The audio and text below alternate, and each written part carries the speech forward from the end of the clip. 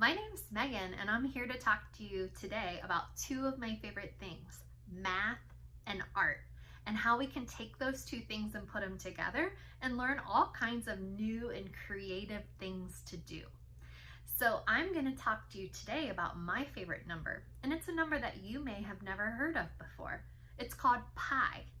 Not P-I-E like the pie that you eat, but pi, P-I, which is actually a Greek symbol, and it stands for a number.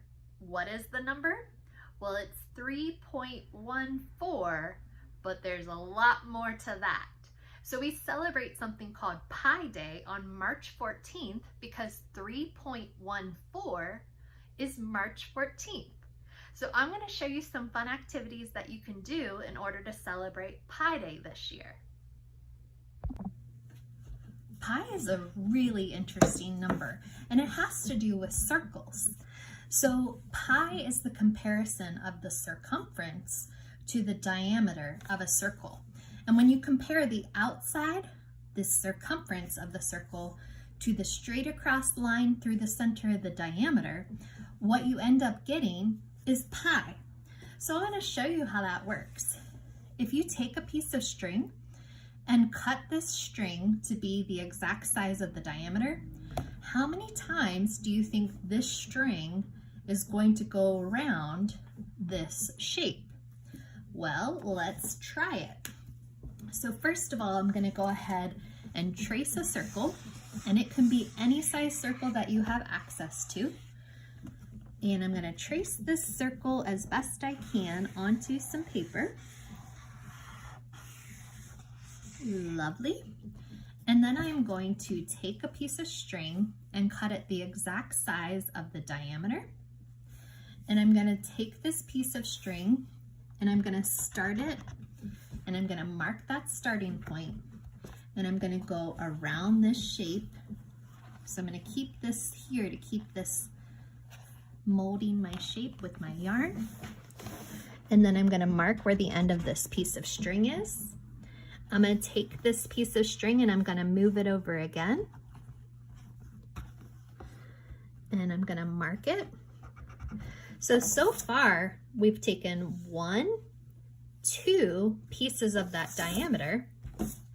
And for the very last one, if you start where we left off and keep going, you're not going to get an exact number. The number that you're going to get is gonna be pi. So pi is 1, 2, 3.141592653587, and it keeps going on and on. So it is not a perfect number of times, because if you take the circumference and you divide it by the diameter, you don't get a number that stops. You don't get a number that repeats. You get a number called pi, and it is approximately 3.14, which is why we celebrate Pi Day on March 14th. Pi is an irrational number. And if you've ever heard the word irrational before, it usually goes with crazy. And guess what? Pi is exactly that. It's pretty darn crazy. It has all of these digits and they just keep going, and there's no pattern, and there's no place where it continues to repeat forever and ever. There are places where there are zeros, there are places where some of the digits repeat, but there's never one full pattern that ever repeats in all of the digits known of pi. So studying the digits of pi is something really fun and interesting to do. But what we're going to do is we're going to represent some of these digits of pi by making a pi bracelet. So what you're going to do is you're going to pick a color that's going to go with each one of the numbers. So on my bracelet, this purple stands for 3. Every time you see a yellow, it stands for 1. The number 4 is this orange color. And then we have the number 1 again, so I put another yellow bead.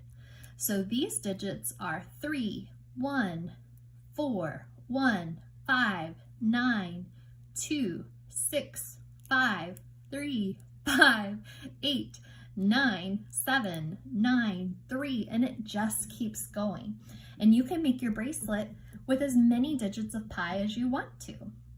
So we're gonna go find some beads and we're gonna set up all of our different colors. So the first thing you're gonna wanna do to create your beautiful pi bracelet is to find some beads. So I recommend getting a big old bag of assorted colors of beads, and it would be really great if you could get 10 different colors, because what we're gonna do in order to make our pi representation bracelet, we are gonna take each one of the digits and we're going to assign them to a color. Or if you don't have that many colors, if maybe you have different shapes for your beads. So these are squares, so they're different than these. So assign each one of the digits from 0 through 9 a color or a shape bead of whatever size you choose. You're gonna want your digits of pi, at least 20 or 30 of them, just in case. You're gonna have a stack of beads, and then you're gonna have some sort of cording or some sort of elastic. So I'm gonna take some of the super thick elastic cord and I'm gonna take some of it off of this, and this is more than enough for my wrist. So I can go ahead and cut this. And if I'm worried about my beads falling off one of the ends, I recommend taking a piece of tape and leaving a big flag at the end. So see how I did that? And now when I string beads on here, they're not gonna go past that big tape flag. So I look at my digits of pi and I see that the first digit or the first number is 3. So in my picture, the 3 is gonna be a purple bead. So I'm gonna take a purple bead that represents 3 and I'm gonna string it onto my cord. Next comes the number 1. So I'm gonna assign that one to yellow. And then 4, which is like a red bead for me, or an orange bead. So far I have 3, 1, 4, and then the next digit of pi is a 1 again. So you're still gonna use that same number, 1, which happens to be a yellow bead. 3, 1, 4, 1, 5, 9, 2, 6,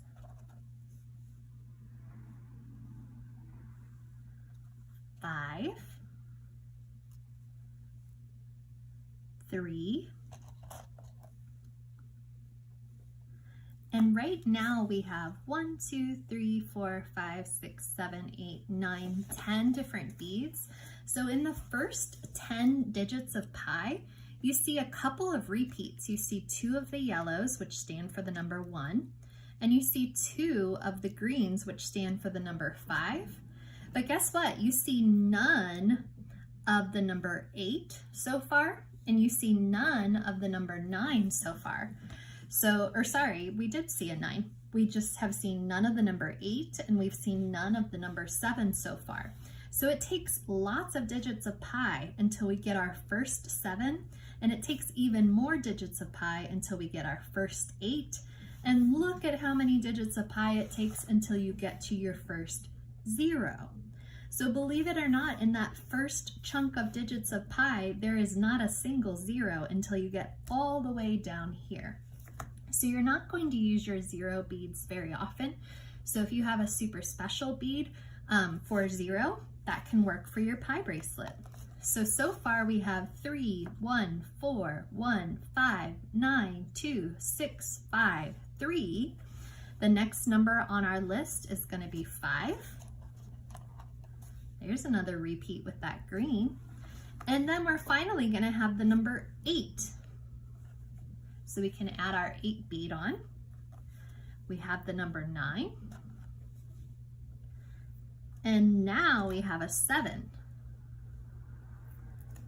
Then we have the number 9. and we have the number 3. So we're back to that original purple color that we started our whole bracelet with. So now we have 3, 1, 4, 1, 5, 9, 2, 6, 5, 3, 5, 8, 9, 7, 9, 3. And you can kind of see how big your wrist is and how many more beads you might want to put on your bracelet. And I'm going to keep going. So I left off at 8, 9, 7, 9, 3. So now I'm on the number 2, which is like my turquoise bead.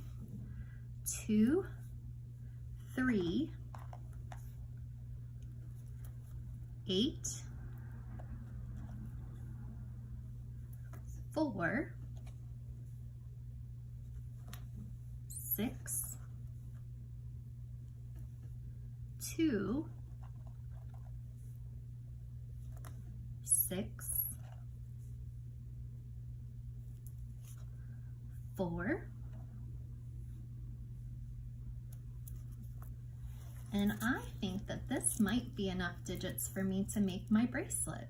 So if you want to keep going, you can keep going and keep adding more digits, or if you'd like to make a necklace instead of a bracelet, you can keep going.